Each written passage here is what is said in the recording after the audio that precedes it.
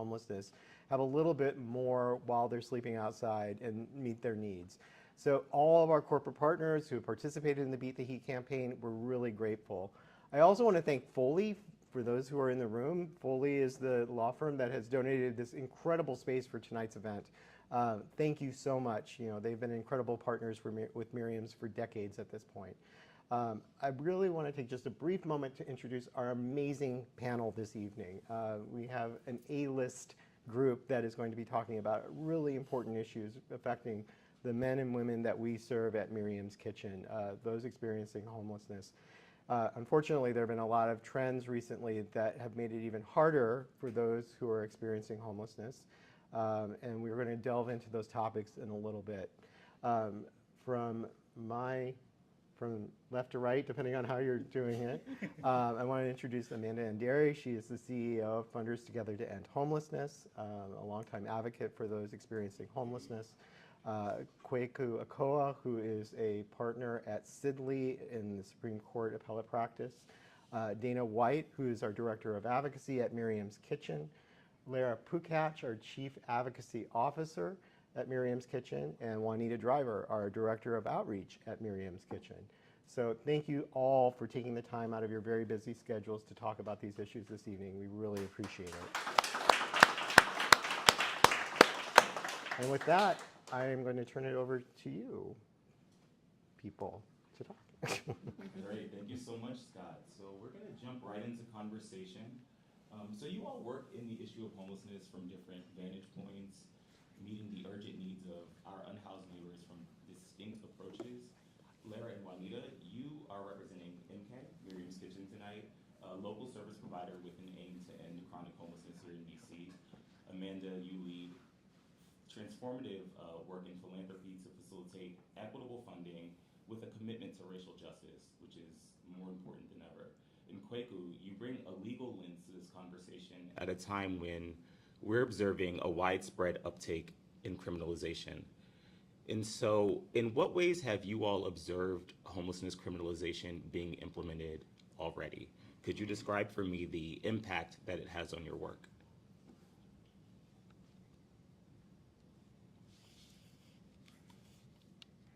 Sure. Can you guys hear me okay? So I think it's worth noting that criminalization, right, predates the Supreme Court case ruling that we'll talk about so much today, and that it can really look like a lot of things. I think in the district, what it's looked like a lot recently, in recent years, and especially this past spring, has been the eviction of encampments, right?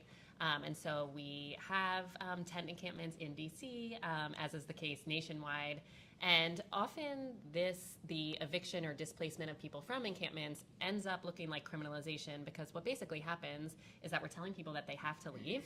And if they don't want to leave, they're arrested or sometimes institutionalized, right? So this threat of criminalization is looming large, even if people are not, in the end, fined or arrested for sleeping outside. But I think a few other ways criminalization shows up in our work, in addition to encampment evictions, is really like when people call the police on people experiencing homelessness is one way. When people see someone in crisis and they engage the police. So, you know, there are a lot of ways that it's showing up, but I think encampments are especially top of mind today, especially too, because as Juanita will surely talk about, there was an encampment eviction earlier today. So with that, I'll let Juanita or Amanda share a little more. Thank you, Lara. So yeah, as like Lara was stating, there was an encampment eviction today in our area, our outreach territory that my team covers, and like we did avert a situation that could have led to an arrest or into institutionalization today, which like encampment evictions aren't great. It went as well as it could have gone, and like my team did the best that they could to like get to know people, prepare folks for the eviction, and just kind of keep track of like where they are so that we can have a continuation of services, which is like what we're housing focused. We do housing focused outreach, and so that's what we try to focus on, and trying to keeping up with people so that we can make sure that they can ultimately get into housing. So yes. I just want to remark and like maybe like set the context and take us a step back. Like we have actually criminalized poverty for a really long time. And for a lot of us, homelessness is a symptom of poverty. It is a symptom of the structural racism we know is embedded in our housing systems. So I feel like to exist as a person who's unhoused is to be criminalized.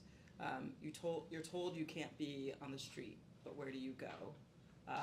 You are ticketed for an infraction that maybe someone else could have avoided, but where do you go, right? What resources do you have to even pay that fine or ticket?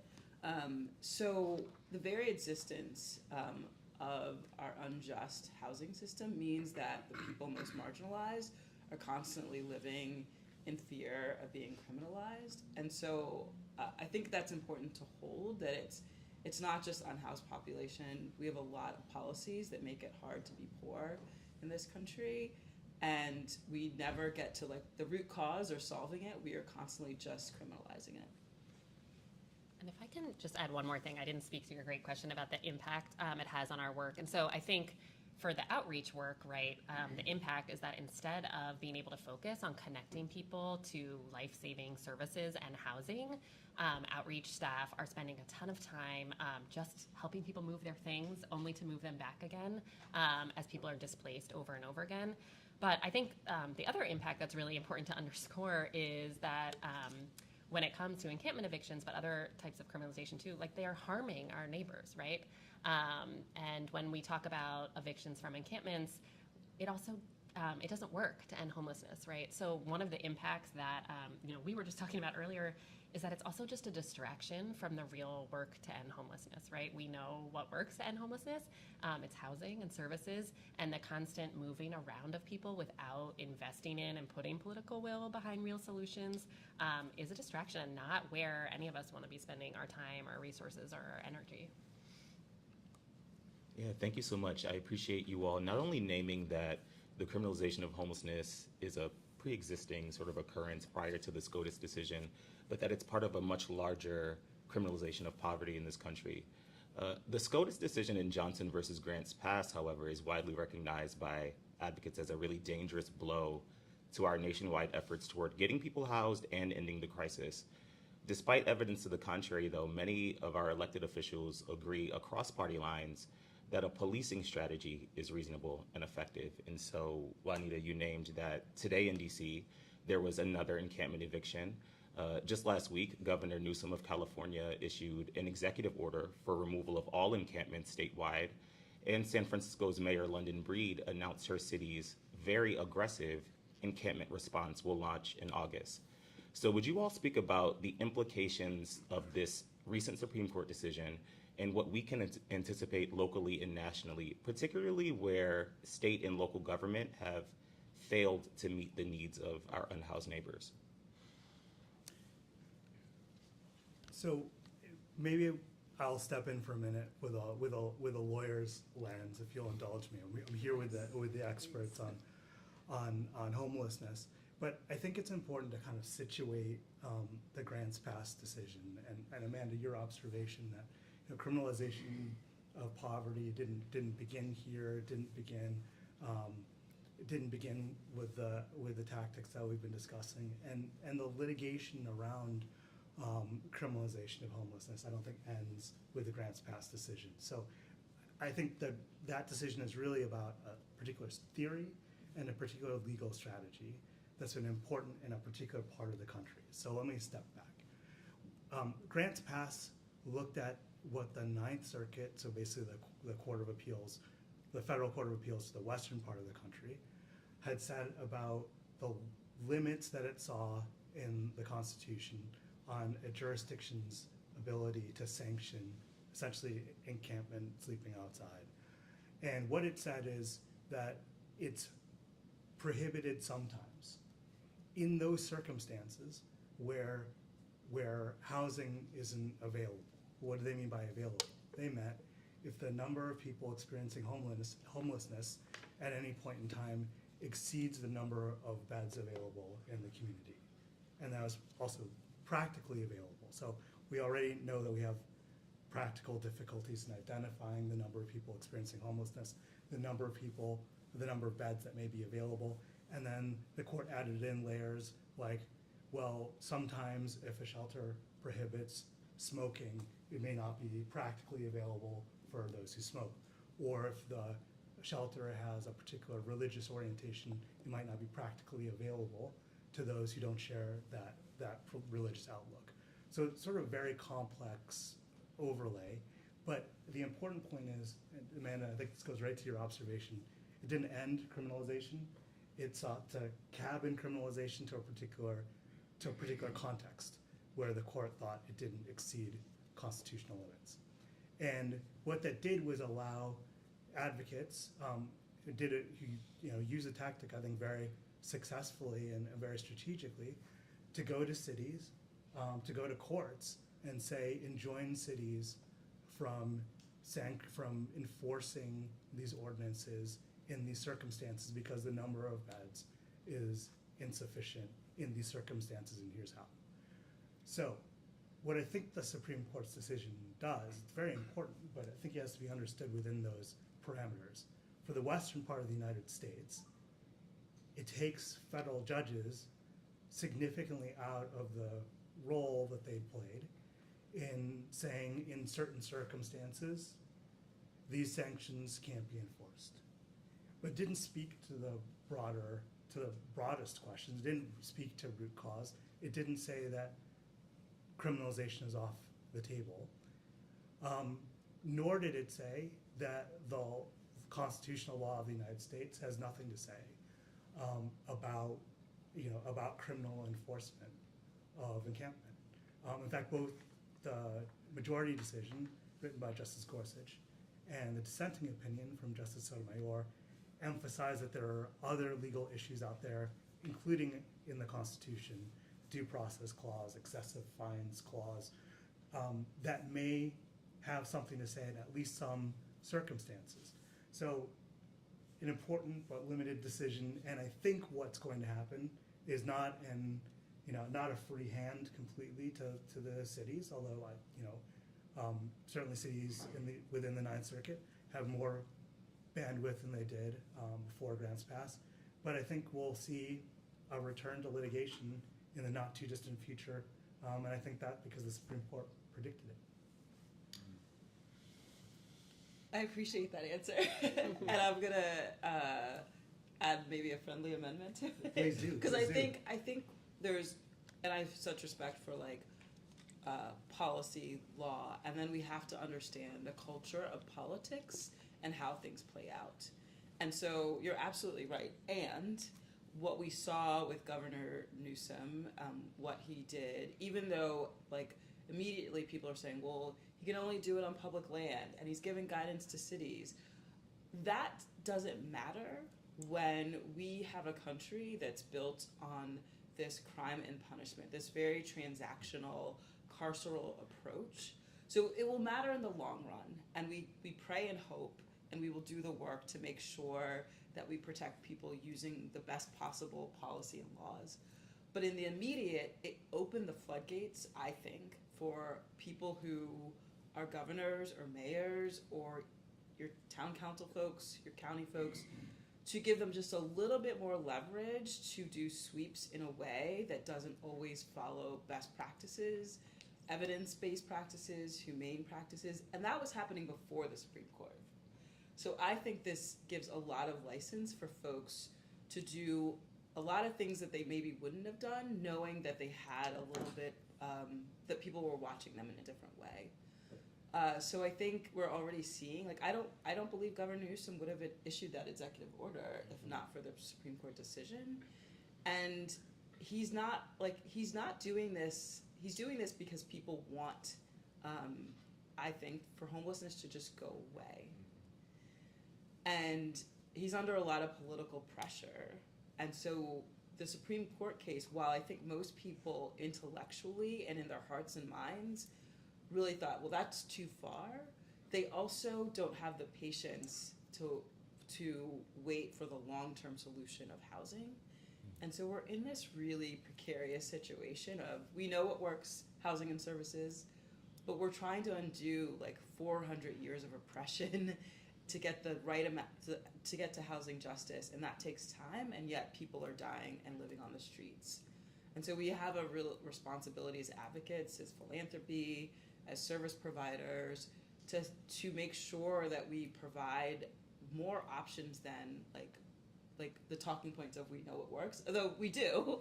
But now we're going to have to get really messy to get like on the ground with a lot of political officials who are facing this pressure to say like the long-term solution cannot be negated by your short-term policies that will really hurt people in the long term. I so appreciate your friendly amendment, and I agree with it in the sense that, you know, an important part of what the Supreme Court does is send signals about where the free road is, right? And so whether you parse through the decision or not, it's clear it sends a certain kind of signal. That's why I think it's also important to be clear about how far they actually went, because the Supreme Court only goes so far in terms of setting the signal.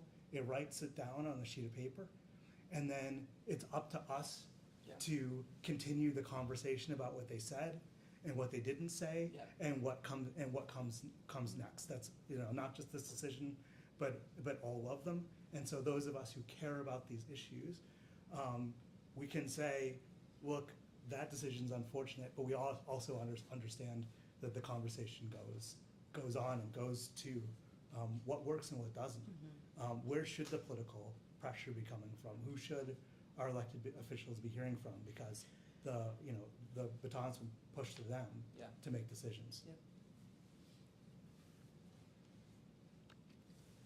Wow, so that was thorough. Thank you so much, Kweku, for that critical legal context, right? That legal framing of what this moment means in the wake of this SCOTUS decision. I also appreciate you both speaking to this being very much a political decision, it being a social, cultural, even philosophical moment in this country about how we're going to address homelessness going forward. We all know that when folks think about the criminalization of homelessness, what comes to mind first or most readily is encampments. In your experience, Juanita, what are the common misconceptions about unsheltered homelessness and encampments specifically? What don't elected leaders and concerned neighbors understand that could shift political will and foster more community solidarity? Thank you. So I'll just go off of like all the emails that I get in my inbox. But like a lot of the misconceptions is like people want to be outside, like they don't want help. Like there's programs out there for them. They're not taking advantage of it. There a lot of like these things, which like many people outside are matched to a voucher. They're matched to resources, but like these things take time, and there are often system gaps with like DBH, with the housing authority, with other systems that are interconnected, and like in order for them to like move forward. So there are many people who are connected, who we work with, who are amenable to services, who like are just waiting, like many people, and like they don't have anywhere to wait but to wait outside. And so they're doing the best that they can, but like many people, they don't understand that. They just see a bother. They just see like, oh, this person is disruptive. They are like in the way, or like they don't belong here, or like emails recently are like, hey, like they are illegally like camping here. Like we need to do something about that. And as well as like how Lara has stated earlier, emails to like elected officials and people who we work with, ANC commissioners or other council people, like are also getting like these emails and are influenced by it, and then like reach out to us. And the expectation is like, hey, like you need to move them. But like we do not move people, and like I let people know that all the time. We don't move them. We build rapport. We build relationships. We try to like hear their stories and where they're coming from. Like how long have you been out here? Like how can we help you reach your goals? And like there needs to be more people having those conversations than just like expecting for them to move somewhere. To that's their house. That is their home. That is their space, and we try to treat them with respect as if it is so. And so like I think people just take it very lightly, as if they're here, they can move anywhere. But there's a lot of trauma that goes into encampment evictions, and a lot of the misconceptions that go along with it. I think some of the things that people just need to understand, like these are like everyday people. Like they have jobs, they have children, they have like wants and needs, and like some people have had like careers. They're like lawyers. They're people, and so like when we separate like the humanity and like involve like the political and just like the nastiness that like people can bring sometimes, and the misunderstanding of like homelessness and mental health, then that's where like we get into, that's where where I come in many times, and hoping to educate folks about like what we're doing and how people are living, and trying to get them to see like this is a community, like they need to be around each other. They're helping each other to live and thrive and survive, and so breaking that apart isolates people, and it's just very traumatic. So that's some of the things that like are misconception that we come across in our work. Yes, thanks, Juanita, for that explanation of the need for widespread narrative change around who experiences homelessness. I believe in the Washington Post, maybe at the end of last week, even as recent as this week, there was an article about an increase of folks who are working across the country but still falling into homelessness. And so there's so much opportunity for us to do that community-based education and that narrative change work. And I think that I agree that's where we will see that political shift. Okay, so this is a broad question to the entire panel. It's kind of vague, so excuse me. But how do you think this SCOTUS decision is going to shift your work? What new priorities do you have as advocates?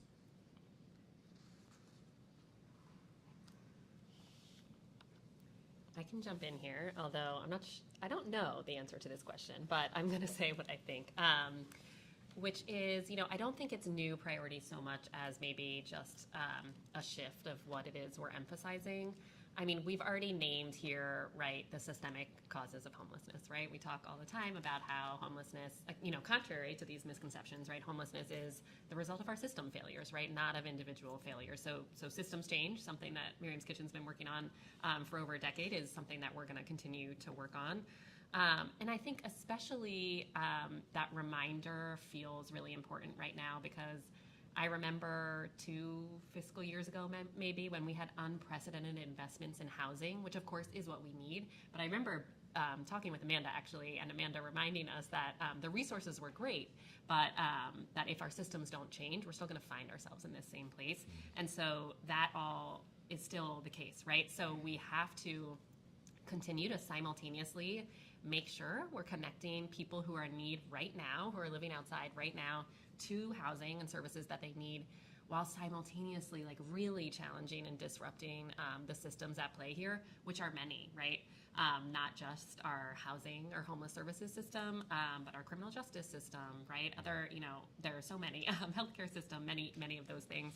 And then I think I would just underscore part of what Dana was saying just about narrative change. I mean, this is something that we want to be a little more proactive about. So much of the work around encampments is defense, and we're reacting to bad things that the city is doing to our neighbors, and that's impacting our work. And so I think continuing to scale up the work, which is long-term, as Amanda mentioned, right, of shifting narratives around why homelessness exists and what it'll take to solve it.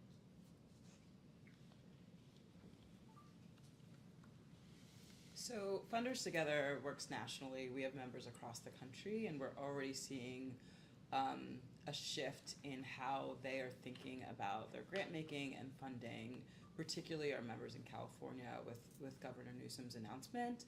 And this is not unique to California. We've seen Eric Adams in New York do similar things. So for us, our strategy has always been to help philanthropy think about the long-term systems transformation work, that it goes beyond even systems change. Like, how do we create the conditions for grantee partners like Miriam's Kitchen to have the spaciousness and time to reimagine what housing justice could look like? And so it's more imperative now that I speak the plain truth to our members, when their first response is to be a gap filler rather than to plant the seeds for transformation. We need both and, right? Like there's immediate needs that will happen because of the Supreme Court decision and some political leaders taking action. And service providers and advocates need to be able to pivot. But I'm worried that that will be this distraction that gets us away from saying, okay, so we can't ticket and arrest and fine people. What's the alternative on the path to housing justice?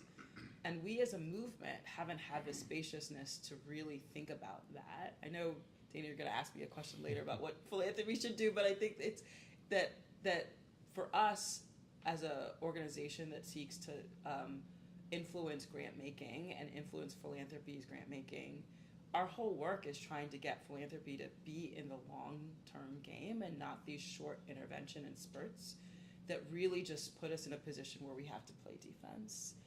And so I'm trying to get our members to think of the both and philanthropy to think of the both and in their work, so we're not back here again. And that's really hard.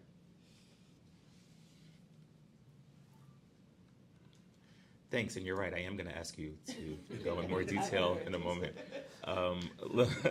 Lara, Miriam's Kitchen recently wrapped up advocacy around the fiscal year 25 DC budget, which included significant cuts across the social safety net, but particularly to housing that prevents and ends homelessness for the district's most vulnerable residents. Can you share more about the goals and outcomes of that advocacy, as well as how supporters can help push the organization's local advocacy forward? Sure. In terms of our budget advocacy, which is kind of the season that we're just closing, the goals are pretty simple, right? To say what I said before again, right? If we know that housing and services and homelessness, what we want our city to fund are housing and services, right? So our goals within the context of our budget advocacy really focus on those things. And we called on Mayor Bowser and the DC Council to invest in housing to end homelessness, to allocate money for proven best practices like permanent supportive housing for all of the folks that need it. And then we also, really called for increased funding in services because we want to maintain what we're doing, right? But also make sure that our resources are scaled up to meet the need. So that looks like homelessness prevention services, diversion, street outreach, which of course is important, we've been talking about today. And then we also had goals around improving our shelters, right? Making sure that they're dignified, safe places for people, where the goal is to connect people to housing and to their other goals. And of course, to address some of the root causes through affordable housing. And I think, just to keep it short, this budget was incredibly disappointing. I mean, for folks that have been following along, you might have seen that Mayor Bowser, proposed cuts to our entire social safety net across the board, and that included housing. And while the DC Council kind of tried in fits and starts to add some resources, there was a huge underinvestment in ending homelessness, especially for individuals, especially for people living outside, right? And so in terms of how to help, we've spoken to it a little bit already, but I think in terms of the advocacy work, I mean, we as Miriam's Kitchen have a few asks and ways that everyone in this room and on the live stream can be involved and can help. I mean, one is that we invite you to join the Way Home campaign, which is the coalition and movement that we lead to end chronic homelessness in DC. You can find out more by visiting that website at thewayhomedc.org. But really the other thing I want to underscore to our audience and also to funders is to really just raise your voice. This can happen in ways that are big and small, right? Every time your neighbor is maybe complaining about homelessness or is having concerns about a person experiencing homelessness or an incident, that's an opportunity to do some awareness raising, to bring in the humanity and compassion that we talked about, and to help people to understand that actually our government can help us to end homelessness, but that happens by investing in the things that work and not in criminalization, which makes things worse and wastes resources, really. And then I think also, not just with your neighbors, but you can be raising your voice to your policymakers, right? Juanita talked a little bit about the emails she gets. Same thing with policymakers. They're getting emails from people complaining about just simply having to witness homelessness, and they make policy off those phone calls. And sometimes Those phone calls are few, but they're powerful. And so, we want to make sure that we're also raising our voice as people who want to see an end to homelessness, and that you, as either, a citizen, a resident, a person, who lives or works in DC, that you want to see them invest in solutions that work also.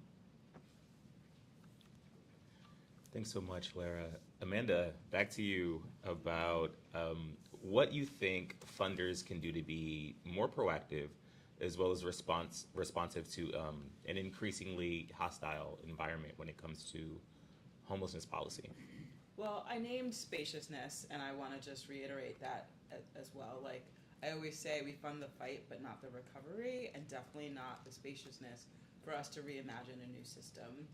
But the one thing I want to leave folks with is the understanding of like, what does all this mean? Like, we can fight for more housing and programs, and we should, but that's still actually a short-term solution, because it's participating in what I call the layer cake of racism, where we put seemingly good resources and policies on top of really bad cake. And so our responsibility, whether you're an institutional funder or individual donor or corporate donor, is to resource organizations and to partner with government so we transform the system so those resources have somewhere to land that's equitable and just. So we are thinking about things like direct cash transfers and guaranteed basic income, but in a way that just doesn't create a shadow welfare system, that actually trusts poor people, people who are low income, to have resources, to have agency and power over where they live.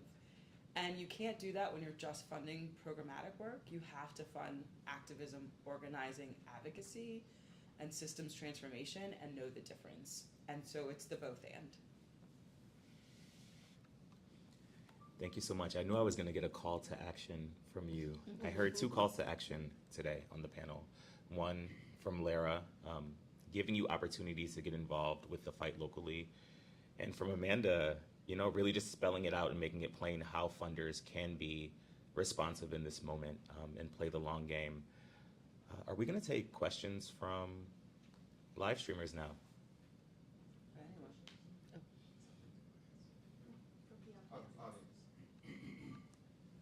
Just kidding, from the audience. There are microphones on your table if you have any questions.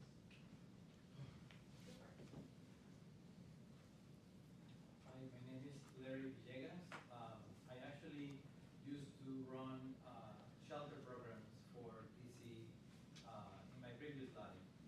And I think that what would it take for government, community, but also private sector, like the corner store, the liquor store, the grocery store, to all work together to actually avoid the displacement of our neighbors to the next neighborhood, because that is exactly what is happening. So push, push, push, but then there will be a time where there is no more room to go anywhere. So what would it take for government, community, and private sector, look where we are, to actually be organized and have better resources?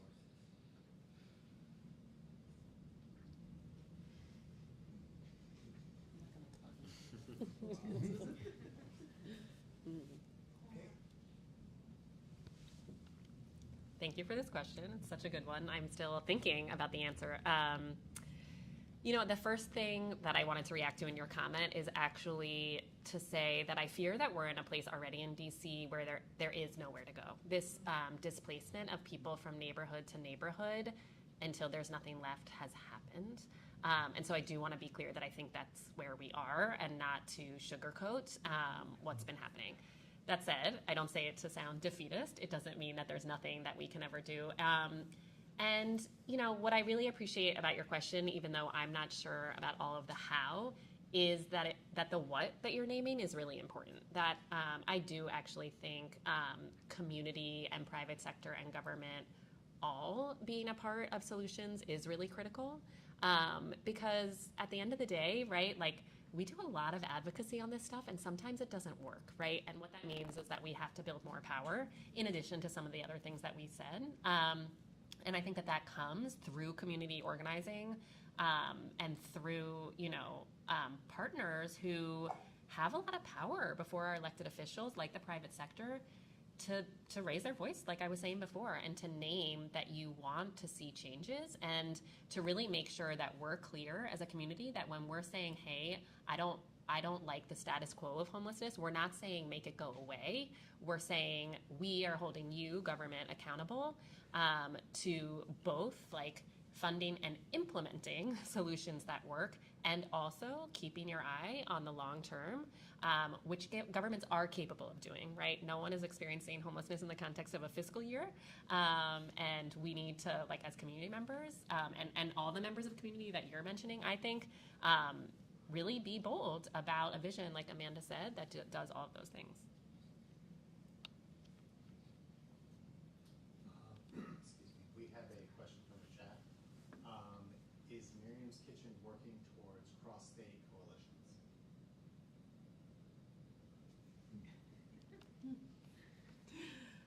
No easy questions this evening.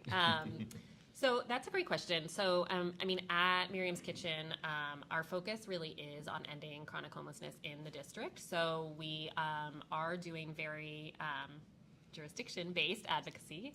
So it would look like state-based advocacy.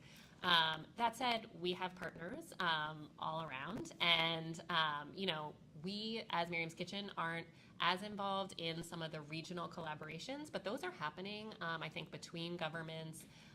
But it's really important that we are thinking about the region, right? I mean, one of the things I was thinking about when the gentleman in the back of the room was talking about the corner store was gentrification. And I was thinking about how corner stores are disappearing. And anyway, but that is also just reminding me, right, that a lot of our neighbors are being displaced out of the district, right? And that's not a goal. And that is true of both people that are stably housed and of folks, right, that are experiencing homelessness. But it's also important that we ground truth the information and are really clear about what is happening in a regional context, because there are myths that abound about whether people are from DC or not from DC, or they should just leave DC.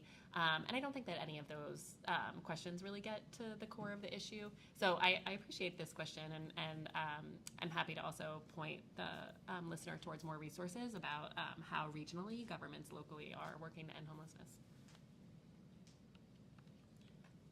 Thanks, Lara. We can take another question from the audience.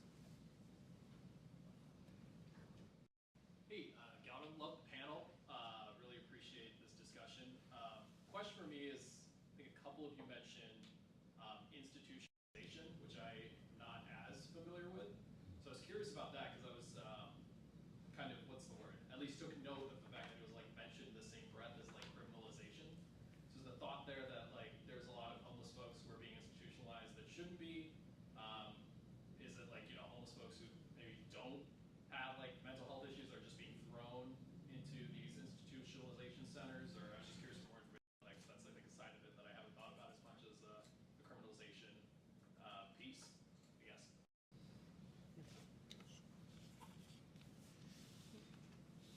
Hi, thank you for your question. Institutionalized, I know like in our world we use like FD12 a lot. So it's basically when you're involuntarily hospitalized. Encampment evictions can, I don't want to say trigger, but like can it activate things like that. So like for example, during the cleanup this morning, the gentleman did not want to leave, and so like of course like there are only like two options. Either like he could possibly get arrested, or because of his behavior he could be FD12'd or involuntarily hospitalized. Which if you've seen it before, it's really hard to watch for people to be taken away like that, especially for an event that is just traumatic, that they didn't have any part of, they didn't have a say so, and so like being taken away and going to St. E's or whatever hospital they would need to go to. And so like that was averted today due to like de-escalation from our partners at the Department of Behavioral Health who were there, who were very supportive, and being able to de-escalate him and as well as another individual so that neither he got arrested nor was involuntarily hospitalized during that time. So like that was like a great turnout. It doesn't always turn out that way. So like that's when we're saying like, oh, like those are the two options of like what comes out of that. That was an important question. Thank you. And we have another question from the live stream. Someone is asking that if grants pass in the context of that, if you are arrested for being homeless, do those individuals now have a criminal record?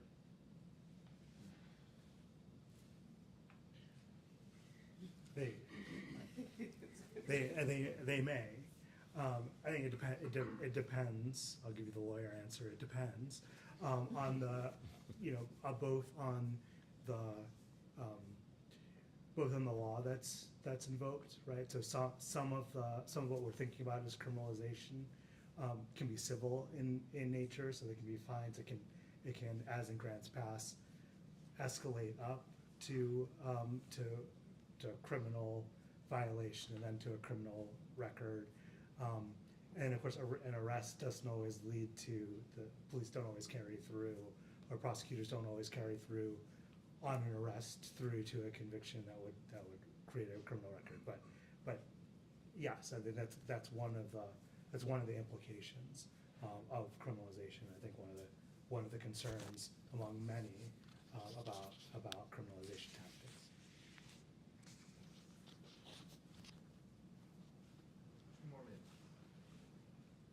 Any other questions from the room?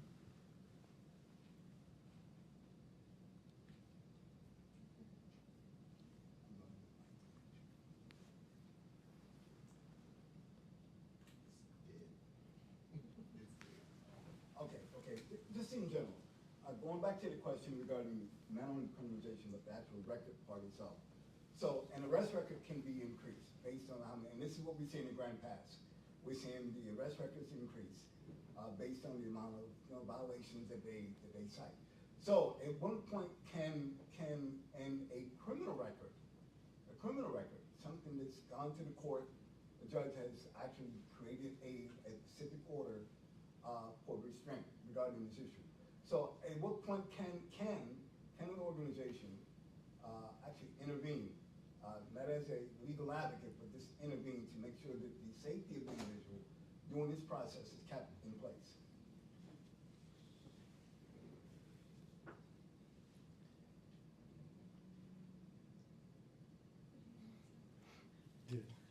I don't know the answer.